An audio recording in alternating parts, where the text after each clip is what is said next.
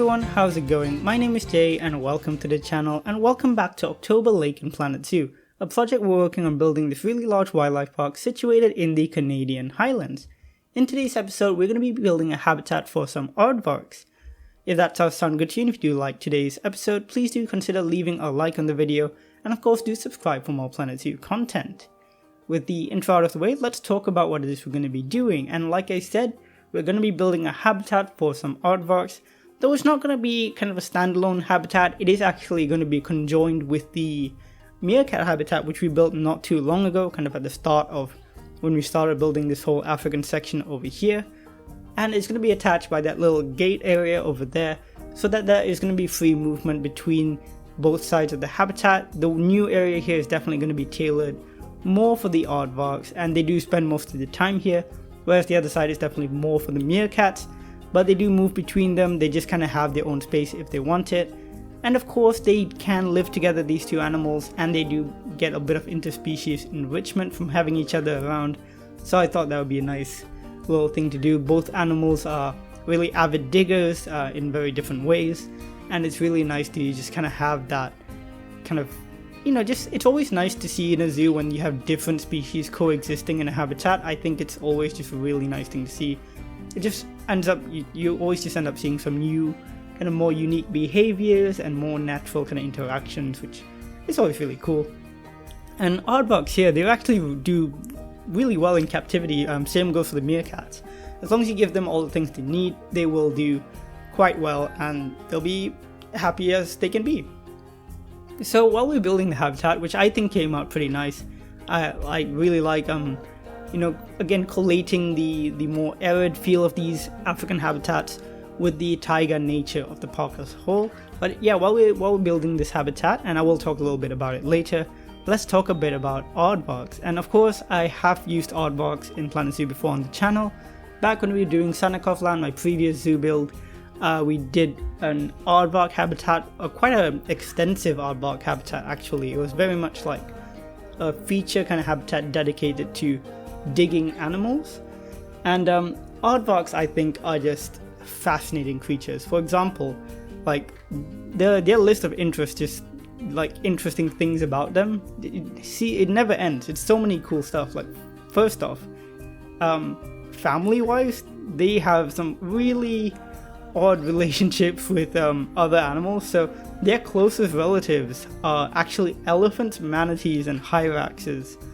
They form a clade called Afrotheres, and that is just such an odd concept, the fact that these guys are closely related to elephants, manatees, and hyraxes, which are these tiny furry little guys, which is just bonkers to me, that the fact that, you know, it's like you would never think that if you just saw this in the wild. Like, its name actually translates in Afrikaans to earth pig, because I think people used to think that this might have been a kind of like related to pigs in some extent, because, you know, you can kind of see it. Like, if you look at an aardvark with the ears, with the snout, it does kind of look a little piggy. But yeah, just the fact that it's related to all these other animals is bonkers. They're really interesting. Of course, they're a very powerful digging animal. They've got those really, really powerful front legs and claws. They eat almost exclusively termites and ants, which is one of the reasons why they have the claws. They can really tear down termite mounds, they can go digging in ant hills and get all that really good, you know, protein for themselves, because they almost exclusively eat that. Like I said, the only other thing they might eat is the occasional fruit, or, you know, like some seeds or something. They might find some vegetative matter and eat it, but really, really not an awful lot.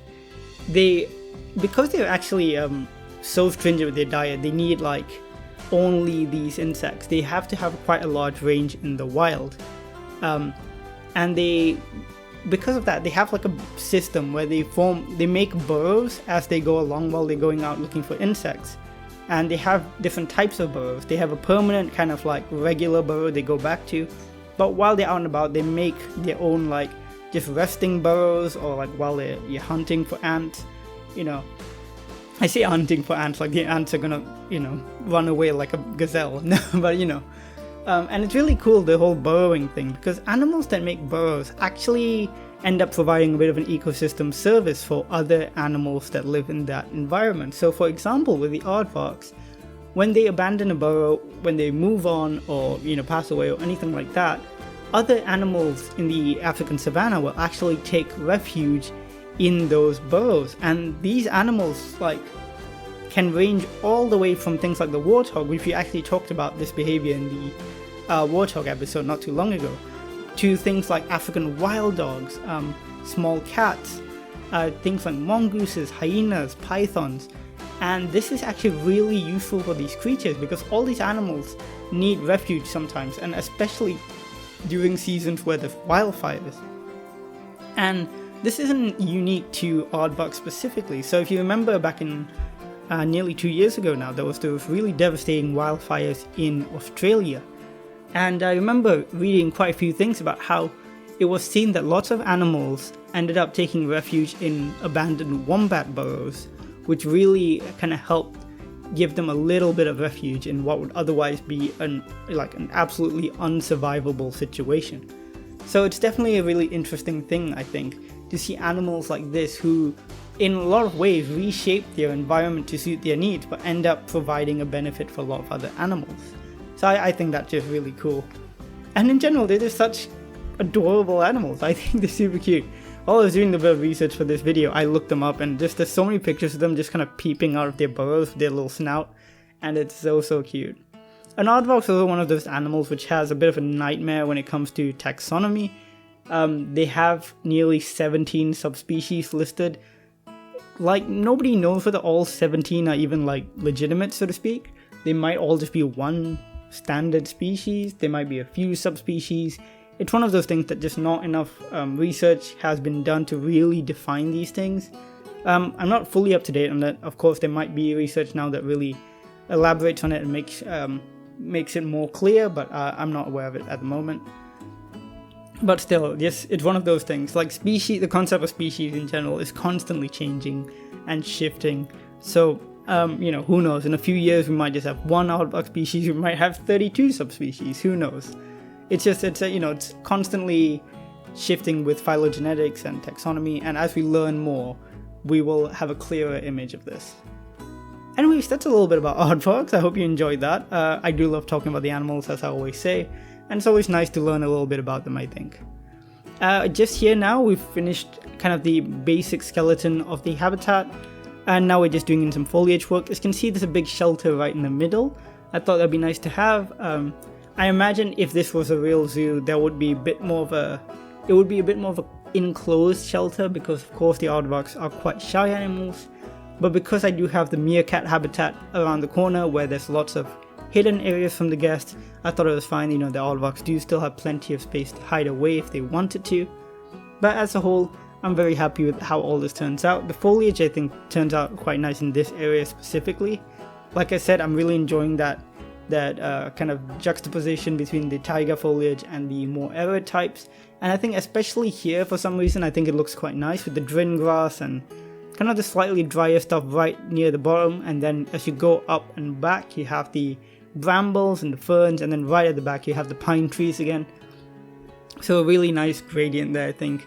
And here we have the little transition between both habitats, and you'll see in the cinematics in just a second that both the meerkats and the aardvarks do use both sides, but the aardvarks definitely do prefer sticking to this new area here. But yeah, anyways, that's it for today's episode, bit of a short one. Hope you enjoyed it nonetheless. Let me know what you think in the comments down below. Do you like the video? If you did like the video, thanks as always for all the support. We are at 2,100 something subscribers, which is amazing. Thanks so much for that. As always, I will see you all in the next video. Bye guys.